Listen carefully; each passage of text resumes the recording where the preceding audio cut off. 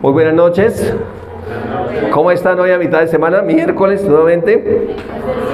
Saludamos también a las personas que se conectan a través del canal en YouTube. Estamos en Familia Misión Grande. Y el miércoles pasado, los que vinieron, recuerdan que hablamos algo sobre el glorioso Evangelio de nuestro Señor Jesucristo, ¿sí?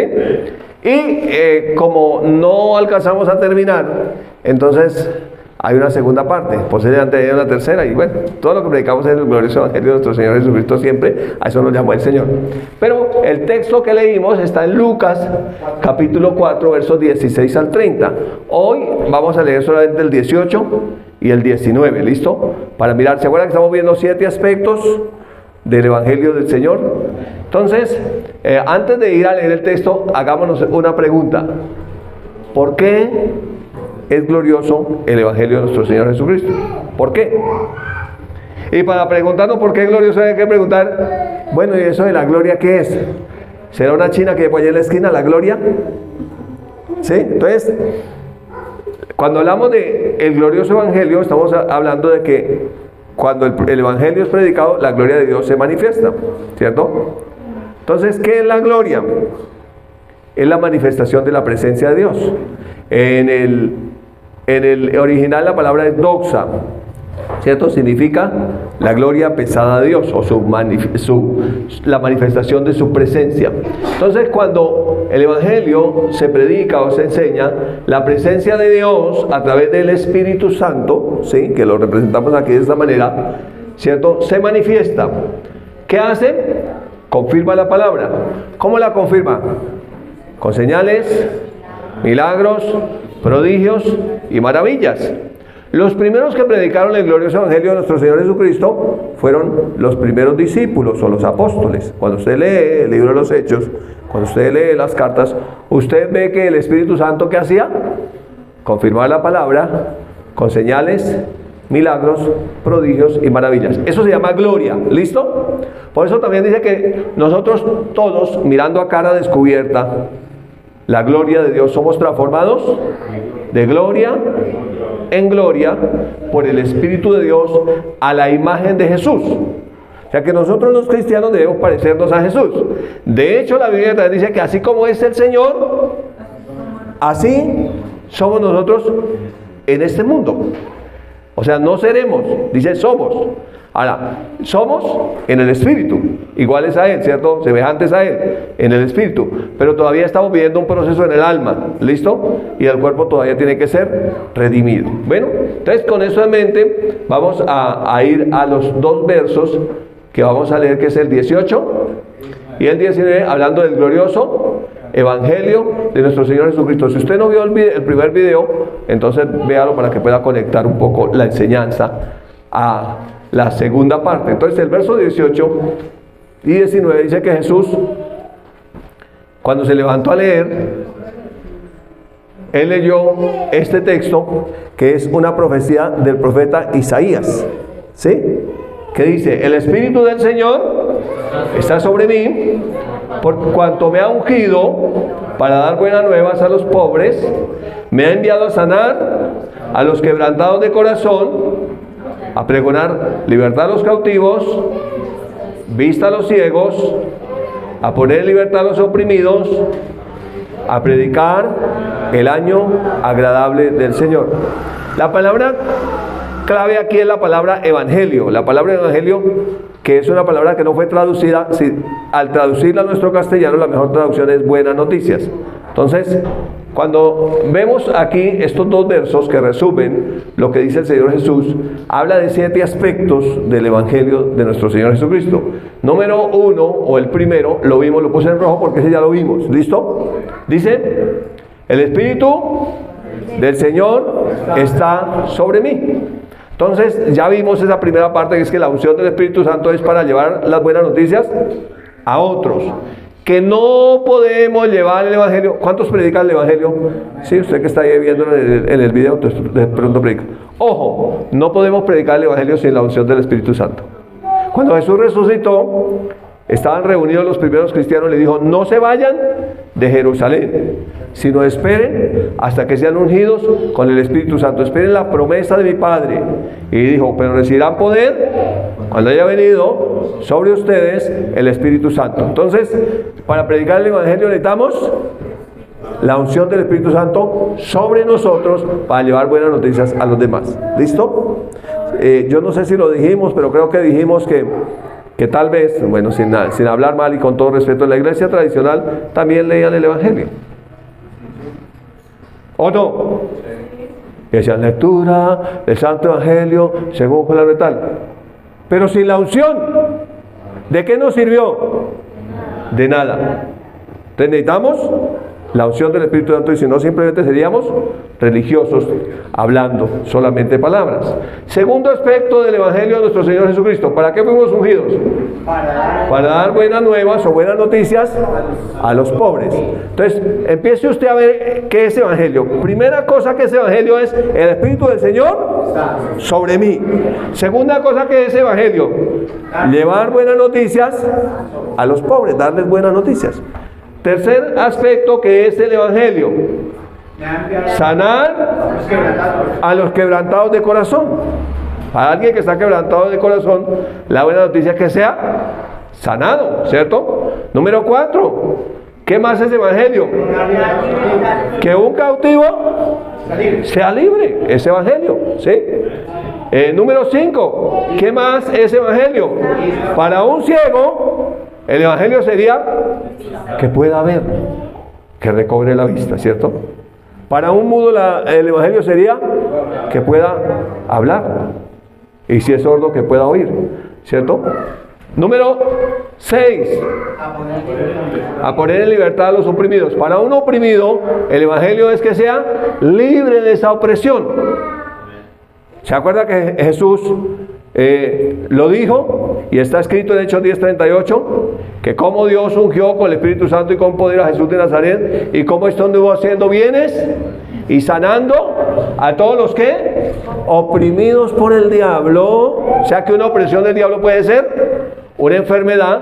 Dice que estuvo sanando a todos los oprimidos por el diablo porque Dios estaba con él. Entonces, número 6, para el oprimido, Evangelio es que sea libre de esa opresión. Y número 7 o séptimo aspecto está en la parte del versículo 19, a predicar el año agradable del Señor. Eso está diciendo el tiempo de la iglesia, el tiempo de la gracia. El tiempo donde somos salvos por gracia, por medio de la fe. ¿Usted sabía que ese tiempo tiene un límite? Sí, ese tiempo tiene un límite. Llegará el día en que ese tiempo termina. ¿Cuándo? Cuando la iglesia sea llevada. Los que vimos el paralelo que hicimos entre el rapto y la segunda venida, ya vimos la diferencia que hay entre uno y otro. Entonces entendimos que esa época de la gracia termina cuando la iglesia sea llevada, cuando Jesús venga por nosotros. ¿Listo? ¿Estamos listos para ir entonces con el segundo aspecto? Que es, aquí estamos hablando de que quien confirma esta palabra es el Espíritu Santo. Que cuando esa palabra es predicada, el Espíritu Santo se manifiesta. Eso se llama la gloria de Dios. ¿Sí? La gloria de Dios es la manifestación de su presencia, ¿cierto? La manifestación de su presencia. Listo. Sigamos entonces. Vamos con el segundo aspecto, que es dar buenas noticias a los pobres. Ese es versículo 18b. Dar buenas noticias a los pobres. Habíamos mirado hace 8 días, alcanzamos a tocarlo, y vimos que las bienaventuranzas que están en el Sermón del Monte, allá en Mateo 5, la primera bienaventuranza dice, bienaventurados los pobres en espíritu. Ahí dice, bienaventurado el que no tiene para desayunar. No, la Biblia no está hablando de eso. Bienaventurados los pobres en espíritu. ¿Por qué motivo? Porque de ellos es el reino de los cielos. Entonces la primera bienaventuranza requiere de algo de parte nuestra, y es ser pobre en espíritu. ¿Qué es ser pobre en espíritu? Es reconocer que necesito un Salvador. Es reconocer que yo no puedo ser salvo por mis obras.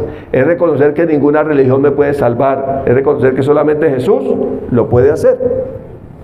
Ser pobre en espíritu es reconocer que soy absolutamente dependiente espiritualmente de mi Señor. Amén. ¿Sí? ¿Sí es claro? Eso es ser pobre en espíritu. Ahora, una buena pregunta. ¿Uno podría ser pobre en espíritu en un momento y ya después tener otra actitud? Sí. Por eso hay gente que no permanece en el Evangelio. Fue pobre en espíritu para recibir al Señor, pero después se llenó de orgullo. ¿Se acuerdan por allá de un arcángel que se llamaba Luzbel? ¿Y cuándo perdió la gracia de Dios? Cuando se enorgulleció, cuando se creyó autosuficiente. Y entonces hasta ahí le llegó. Y no pudo estar más en la gloria de Dios. ¿Cuánto aman la gloria de Dios? Necesitamos ser pobres en espíritu, tener esa actitud de siempre depender del Señor. Si lo miramos un poco en el Evangelio de Juan, en el capítulo 1, para hablar de pobres en espíritu, así inicia la vida cristiana. En el Evangelio de Juan, en el capítulo 1, habla del verbo, que es Jesús, y en el verso 11 dice, a lo suyo vino Jesús, pueblo de Israel, y los suyos no lo recibieron. O sea que ellos no fueron pobres en espíritu. ¿De qué les sirvió? No les sirvió el Evangelio, porque ellos no tenían esa actitud de recibir la palabra como palabra de Dios. Mas a todos los que le recibieron, o sea que ser pobre es que recibir la palabra, ¿cierto? A los que creen en su nombre, entonces recibir la palabra y creer que es en el nombre de Jesús. No es en mi nombre ni en ningún otro nombre, sino en el nombre de Jesús. ¿Qué pasó con ellos? Les dio la potestad de ser hechos hijos de Dios. Entonces, ¿de quiénes es el reino de los cielos? De los hijos de Dios. ¿Y por qué llegamos a ser hijos de Dios? Porque reconocemos nuestra absoluta dependencia del Señor, que separados de Él nada podemos hacer. Luego explica cómo es ese nacimiento, los cuales no son engendrados de sangre, ni de voluntad de carne, ni de voluntad de varón, sino de Dios. En otras palabras, no son engendrados a través de una relación íntima entre un hombre y una mujer, sino es algo espiritual que sucede cuando uno viene con esa disposición, le predican el Evangelio, uno lo recibe, entonces ocurre el milagro más grande que se llama nuevo nacimiento. Pasar de muerte a vida, de tinieblas a la luz, de ser enemigo de Dios a ser su hijo, ahora ser linaje escogido, real sacerdocio, nación santa, pueblo adquirido por Dios, ¿cierto? Entonces eso sucede cuando tenemos esa actitud de ser pobres en espíritu. Entonces, ¿el Evangelio para quién es? Para todos. La obra redentora de Jesucristo, su sangre derramada, ¿por qué pecados pagó? Por lo de toda la humanidad. ¿Cuántos lo reciben? Mire, aquí los suyos no lo recibieron. Entonces es peligroso cuando todo se vuelve familiaridad. Y dicen, hoy ¿quién iba a predicar en la iglesia? No, y predica fulano. No me gusta como predica ese fulano y tal. No. Me gusta más como predica otra persona. Entonces cuando se vuelve familiar, se vuelve lo suyo, ¿qué pasa? No lo recibo. Porque ya estoy mirando a la persona. No estoy mirando el mensaje. Entonces yo siempre debo tener la actitud, como dice la Escritura, de recibir la palabra como en verdad es, como palabra de Dios y no de hombre. Y entonces me va a aprovechar, porque no solamente es el nuevo nacimiento, escuche, el nuevo nacimiento es el inicio de la vida cristiana. Pero toda la vida cristiana se va a vivir del mismo modo. La actitud tiene que seguir siendo la misma. De hecho, el Señor dice, si uno cree que sabe mucho, ya no sabe nada. Entonces tiene que tener la actitud siempre de recibir la palabra como uno que es pobre de espíritu o como uno que necesita absolutamente esa palabra. Como uno que dice, no, yo sin la palabra no puedo. Dicho en palabras del apóstol Pedro por el Espíritu Santo es recibir como niños recién nacidos la leche espiritual no adulterada para que por ella crezcáis para salvación que es en Cristo Jesús. ¿De qué salvación está hablando Pedro? De la salvación del alma, que la salvación del espíritu es el nuevo nacimiento. Entonces lo que está diciendo allí, ¿cómo se acerca un niño a recibir la leche de mamá? Pues con una hambre tremenda, llora y todo, ¿sí? Y cuando ya comienza a hablar dicen, teta, teta, quiero leche, ¿sí? En otra carta dice, recibir con mansedumbre. la palabra implantada, la cual puede salvar sus almas. Nosotros ya hemos estudiado qué es mansedumbre. Dijimos que es fuerza bajo control. O sea, yo puedo ser muy fuerte, saber mucho, pero me siento, recibo la palabra. Yo creo que nosotros tenemos un testimonio vivo delante de nosotros, y es mi pastor John Romy, que él se sienta a recibir la palabra independientemente de quien esté predicando. Amén. Y desde la alabanza llega, levanta sus manos y comienza a adorar al Señor. Yo creo que tenemos un testimonio vivo dentro de nosotros mismos. Entonces, ay, hoy predica fulano de tal. No, yo ya sé mucho, yo soy teólogo, ¿qué voy a recibir de esa persona tan neófita? ¿Sí? No, yo tengo que tener la actitud de que es la palabra de Dios. Amén. ¿Y recibirla con qué? Con mansedumbre. ¿Y recibirla cómo? Como un niño recién nacido. Esa debe ser la actitud frente a la palabra de Dios. Ahora, en el mismo Evangelio de Juan, pero en el capítulo 15, hablando de los pobres de espíritu, Jesús hizo una parábola hablando de: yo soy la vid y ustedes los pámpanos. Ahora, para nosotros en Bogotá entender una vid puede ser difícil porque nosotros no cultivamos uvas, pero es como decir: yo soy el árbol y ustedes son las ramas. ¿Sí? Entonces, yendo un poquito adelante al verso 5, dice Jesús: yo soy la vid o el árbol y ustedes son los pámpanos o las ramas. El que permanece en mí, subraya en su Biblia la palabra permanece. Por eso le digo que uno puede iniciar siendo pobre en espíritu, teniendo esa actitud correcta, pero no permanecer. Después puede enorgullecerse. Entonces, permanece en mí. Este lleva, el que permanece en mí, yo en él, este lleva mucho fruto, porque separados de mí nada podéis hacer. Recuerde que Jesús es la palabra que se encarna, pero Jesús es la palabra. Entonces, nosotros separados de la palabra, ¿qué podemos hacer? Por eso es que nos congregamos, por eso oramos, por eso leemos la palabra. Nosotros somos de la palabra. La palabra es nuestra.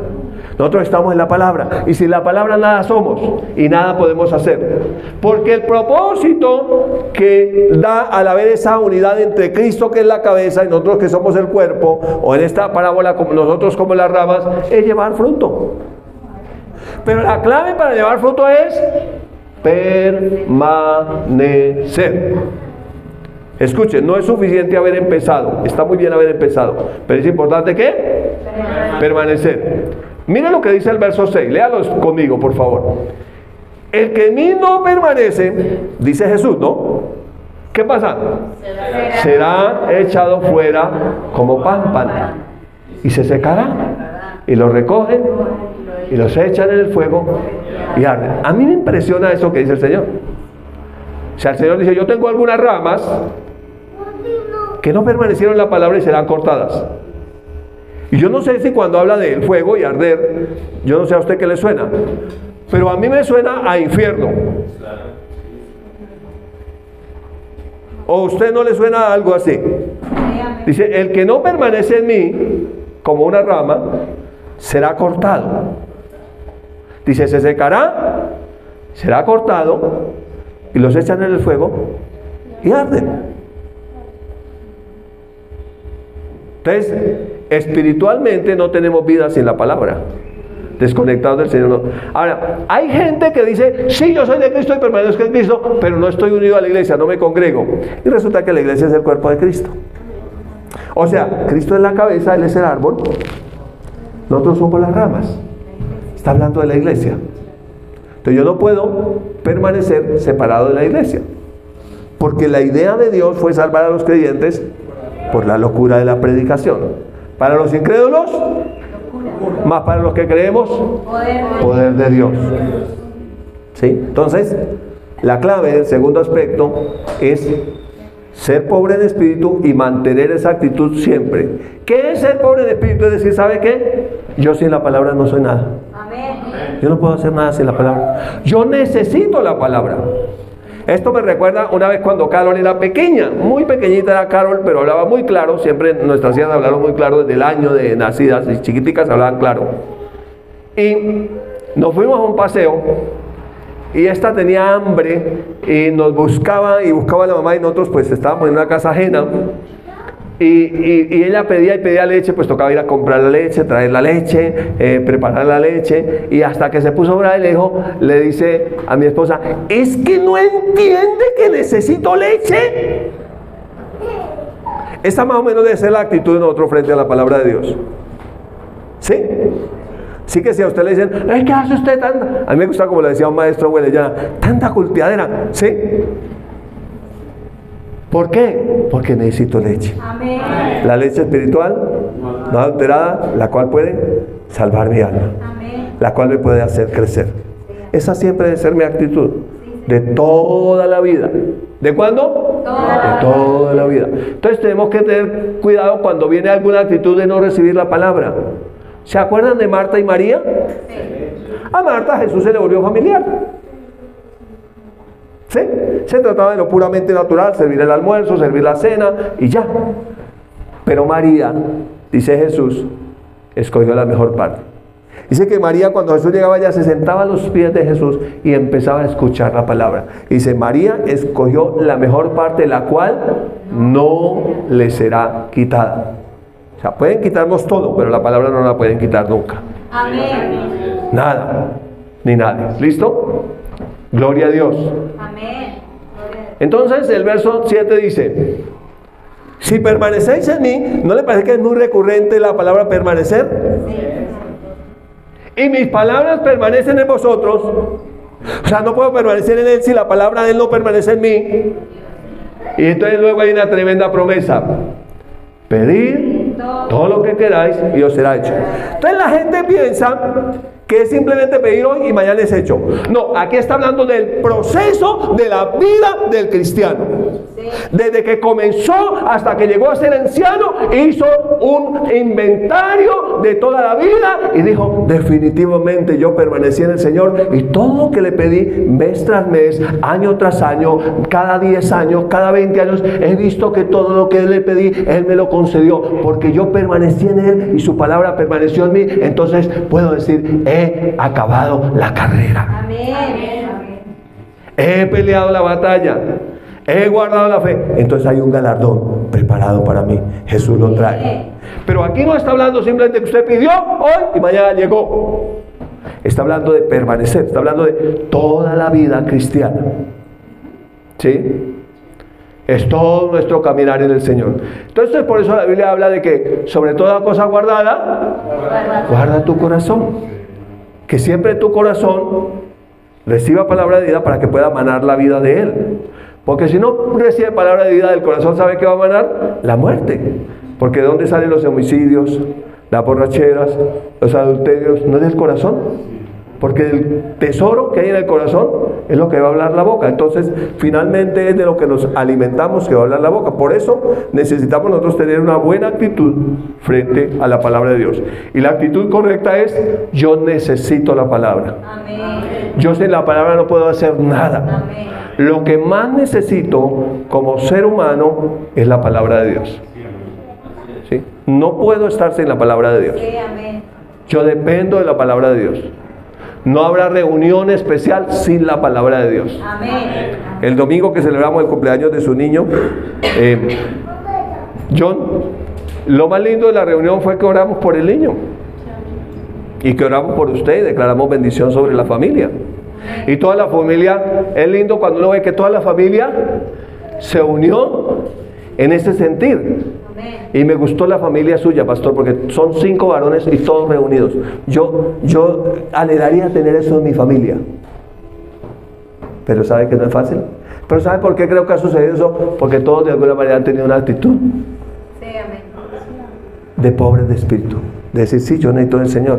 Y creo que ustedes aprendieron muy bien lo que les enseñó su mamá, que decían, y mi mamá nos enseñó, mi mamá siempre nos decía, y mi mamá nos habló, no se alejen nunca del Señor. Y eso creo que los ha unido tanto como familia. Amén. No todas las familias podemos decir eso, lamentablemente hablo por mí. ¿Sí? Eso es un tesoro que usted tiene. Sí, amén. Entonces, no es la misma comunión cuando nos reunimos con los hermanos en la fe, que cuando nos reunimos con los hermanos, así sean hermanos, pero no es la fe. Sí, amén. No es la misma comunión, no es el mismo espíritu, no es la misma unidad. No. Porque la Biblia dice que ¿qué comunión tiene la luz? Con las tinieblas. La justicia con la injusticia. Cristo con Belial. ¿Qué comunión? Ninguna. Entonces puede que estemos juntos ahí, pero no hay esa comunión, no hay esa armonía, no hay esa gracia. Por eso Jesús lo dijo de esta manera. Cuando fueron a buscar a Jesús, Jesús estaba compartiendo la palabra. Le dijeron: maestro, tu madre y tus hermanos te buscan. Jesús siguió compartiendo la palabra y no corrió a atenderlos. Y le dijo: ¿quién es mi madre y mis hermanos? Mi madre y mis hermanos son los que hacen la voluntad de mi Padre. Amén. Ese que hace la voluntad de mi Padre, ese es mi hermano y mi hermana y mi madre. O sea, Jesús estaba diciendo, la verdadera familia es la familia espiritual. Por eso usted ore al Señor por su familia natural, que llegue a ser familia espiritual. Amén. Eso yo creo que es el mayor milagro que uno puede experimentar sobre la tierra. Que nuestra familia nazca de nuevo. Pues es tan tremendo que la Biblia dice que hay fiestas en el cielo. O sea, si hay fiesta en el cielo cuando un pecador nace de nuevo, pues ¿cuánto va a ser en la tierra? Pero eso ocurre cuando tenemos esa actitud de ser ¿qué? Pobres en espíritu. ¿Para quién hay buenas nuevas de parte de Dios o buenas noticias? Para el que es pobre en espíritu. Y para el que no es pobre en espíritu, no hay buenas noticias de parte de Dios. Hay juicio. ¿Y juicio es buenas noticias? No. ¿Hay infierno? ¿Infierno es buenas noticias? No. ¿Hay muerte eterna? ¿En muerte eterna es buenas noticias? No. ¿Por qué? ¿Depende de Dios? No. Depende de nuestra actitud. Buenas noticias para los pobres en espíritu. Y para los que no son pobres en espíritu, lamentablemente no tenemos buenas noticias. Porque las buenas noticias son para todos, solamente que hay algunos que con su actitud no la reciben. ¿Sí? No la reciben. Bueno, a ver si alcanzamos a ver el punto 3 esta noche. Número 3. A sanar a los quebrantados de corazón. A mí me llama mucho la atención esta profecía de nuestro Señor Jesucristo en Isaías 50, del verso 5 al 7. Pero la tengo aquí de la nueva traducción, de la nueva versión internacional, de la NBI. Quiero leérsela porque me impresiona como dice la profecía. Dice, el Señor Omnipotente me ha abierto los oídos. Se está hablando proféticamente Jesús a través de Isaías, por el Espíritu Santo. Y no he sido rebelde, ni me he vuelto atrás, dice Jesús. Ofrecí mi espalda a los que me golpeaban, mis mejillas a los que me arrancaban la barba. Yo no sé si usted ha sentido lo que es que le arranque la barba. ¿Alguien ha sentido eso? No. ¿Alguien le hicieron la risa del tigre cuando era pequeño? La risa del tigre es que a uno le cogían estos pelitos de por aquí y le jalaban hacia arriba y se los arrancaban. Entonces eso era un dolor muy tremendo. Más o menos así lo que siente cuando le arrancan a uno la barba. Entonces dice Jesús que Él ofreció la espalda a los que lo golpeaban y mis mejillas a los que me arrancaban la barba.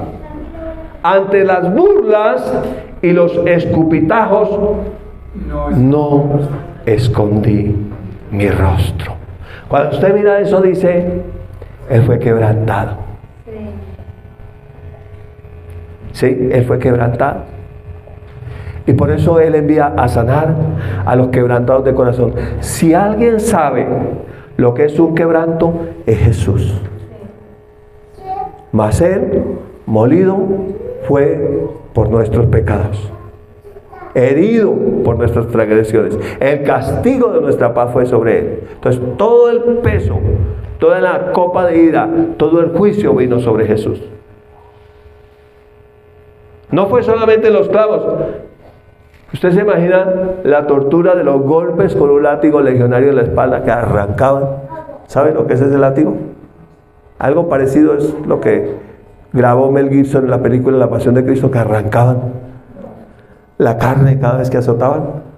Usted sabe lo que es poner la cara y que le arranquen la barba así, pero usted sabe lo que es que le escupan a uno la cara. No sé si usted lo ha visto. Eso es una ofensa terrible. Mire lo que dice el verso 7. Por cuanto el Señor Omnipotente me ayuda, no seré humillado. Por eso endurecí mi rostro como un pedernal.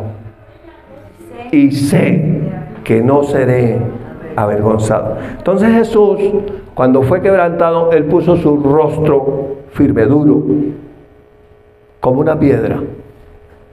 No porque no estuviera sintiendo, sino por amor de nosotros. Él enmudeció, no porque no tuviera que decir, sino por amor de nosotros. Todo lo hizo Él para que usted y yo fuéramos sanados de todo quebranto.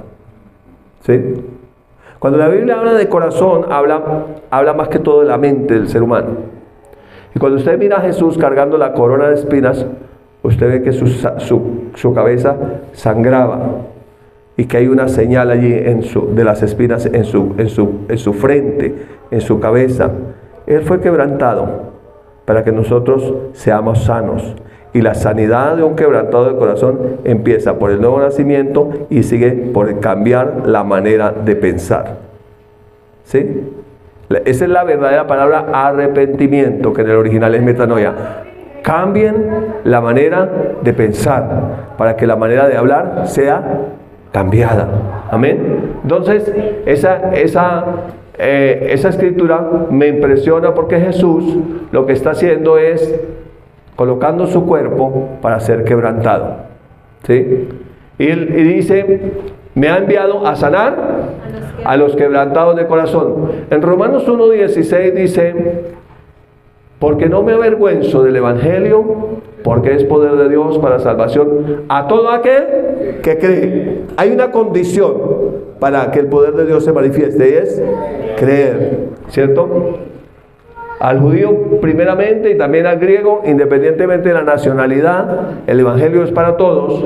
Pero entonces lo que vemos aquí, y que le resalté la palabra poder. En el original esta palabra es dunamis, y la mejor traducción es dinamita, y es el poder explosivo del Evangelio. El poder explosivo del Evangelio causa dos acciones. Siempre que el Evangelio se predique o se enseñe, habrá dos respuestas del ser humano. Dos. ¿Se acuerdan que dijimos? Una es la del pobre del espíritu, y otra es la que dice, no, yo no necesito nada, yo soy suficiente. Entonces hay dos acciones o dos respuestas de las personas cuando el Evangelio es predicado. Una respuesta es rechazo, yo no lo necesito. ¿Para qué? Eso es para los pobres el Evangelio, para gente marginal. Esa es una actitud. Y la otra actitud es quebranto, sanar a los quebrantados de corazón. Entonces, para que seamos sanos, tenemos que ser quebrantados delante de Él con su palabra. ¿Sí es claro? No podemos ser sanos sin ser quebrantados. Y dijimos que la palabra de dunamis está hablando del poder explosivo de la palabra de Jesús. Y ese es el poder de la palabra de la cruz. ¿Sí? La palabra de la cruz. Mire cómo lo dice Jeremías 23:29. Dice, no es mi palabra como fuego, dice Jehová, y como martillo que quebranta la piedra. Ese fuego y ese golpe del martillo, ¿no le suena como una explosión? Sí. Sí, está hablando de algo que explota. Y el Evangelio comienza a hacer un trabajo en nosotros desde adentro. Una explosión en nuestro espíritu que transformará nuestra alma, sanará nuestro cuerpo. Una explosión en nuestro espíritu que nos hará tener un alma salva con la actitud correcta y un cuerpo glorificado. Amén. Para estar por la eternidad con el Señor. Pero si vemos en el Nuevo Testamento, la palabra en primera carta a los Corintios 1:18 dice, porque la palabra de la cruz es locura a los que se pierden. O sea que los que lo rechazan dicen, esto es una locura. ¿Sí? Entonces, esa es una actitud. Los que se pierden, esto es locura. Yo recuerdo alguna vez en Ciudad Bolívar que le predicamos a una señora, y subí y le predicaba, siempre iba y le predicaba. Y había una canción vallenata que decía, que Cristo te quiere, que Cristo te ama, siempre abre la puerta, Él hará contigo. Yo no sé si usted la escuchó. ¿Sí? De pronto usted no escuchaba vallenato cristiano, pero yo sí. Entonces, básicamente era como el mensaje que le damos a la señora. Y la señora se puso brava conmigo. Eso que siempre que el cielo no, que Cristo te quiere, que Cristo te ama, eso no sé qué. Entonces ya no le gustaba que le diéramos el mensaje del Evangelio. Para ella era ¿qué? Locura. ¿Por eso qué? Lo rechazó. Eso es una acción. Rechazo. Pero a los que se salvan, ojalá usted pueda decir conmigo, esto es a nosotros. Esto es a nosotros. Es poder de Dios. Amén. ¿Para cuánto es poder de Dios? Amén. Entonces, cuáles quebrantados de corazón son los que serán sanados? El que se quebranta ante la palabra de Dios porque es pobre en espíritu, porque recibe, porque dice yo lo necesito. Si no hay esa actitud de pobreza de espíritu, no habrá nada. ¿Sí? Entonces, no habrá ninguna sanidad. Puede estar muy quebrantado, destrozado, deshecho, no pasará nada. Entonces, más o menos, esta es una actitud. ¿Sí? Yo lo he visto predicando. Yo he estado predicando y se me han reído así. Cara de loco. La gente comienza a reír. ¡Ah! Y usted dice, ¿de qué se ríen? Pero no estoy contando chistes ni nada. ¿Por qué se ríen? Porque para ellos es Locura. pero los verdaderos locos son ellos, porque se van a ir al infierno si siguen con esa actitud. ¿Sí? ¿Sí? Ahí sí todavía hay que cantarle, si no se pone las pilas se va a perder. ¿Sí? Entonces se va a perder. Se va a perder. ¿Sí? Se va a perder. Pero la otra actitud del que será sanado es la actitud de postrarse, quebrantado y adorar al Señor. Sí, amén. Decir, el Señor me habló, el Señor, yo recibo esa palabra, yo recibo esa sanidad. Es una actitud. Sí, amén. Porque la palabra es vida a los que la hallamos, es medicina a todo nuestro cuerpo y es refrigerio a nuestros huesos. Pero también la Biblia dice, el que tenga oído para oír, que oiga lo que el Espíritu dice. Entonces, simplemente no está diciendo que, porque no hay gente sin oídos, todos, pues normalmente uno ve una persona que tiene oídos, ¿no? A menos que sea, ¿cómo se llama? Pocillo, gocha, taza, sin orejas, yo no sé. Pero normalmente la gente tiene orejas. Y si tiene orejas, tiene oído. Pero cuando la Biblia dice que tenga oído, está diciendo es el que tenga la actitud de oír. El que tenga esa pobreza de espíritu, el que quiera recibir esa sanidad en su quebranto, pues que oiga, que escuche, que reciba. ¿Sí? Que esté atento. ¿Sí? Que escuche. ¿Listo? Así que la palabra del Señor, número 1, el Evangelio es, el Espíritu del Señor está sobre mí. Por cuanto me ha ungido para dar buenas noticias a los pobres, la condición es que sean pobres en espíritu. Me ha enviado a sanar a los quebrantados de corazón. Para que los quebrantados reciban sanidad necesitan ser pobres en espíritu. Necesitan reconocer, necesitan dejarse quebrantar por esa palabra. Necesitan que esa palabra haga esa explosión adentro, rompa esa manera vieja de pensar, cambie la manera de pensar, tenga ahora la mente de Cristo y empiece a pensar como Él piensa. En otras palabras, armémonos del mismo pensamiento que hubo en Cristo Jesús. ¿Sí? Que su palabra, que es mi alimento, que es mi medicina, que es poder de Dios, empiece a actuar. Entonces, está en cada uno de nosotros el permitir que la palabra obre, porque el cielo y la tierra pasarán, pero su palabra no pasará, permanecerá para siempre. Y ella hará en nosotros todo lo que Dios dijo que podía hacer, siempre y cuando nosotros lo permitamos. Es así de sencillo. Siempre y cuando nosotros lo permitamos. Así que, en esta noche, te bendigo con esta palabra y hasta ahí quedamos para la próxima.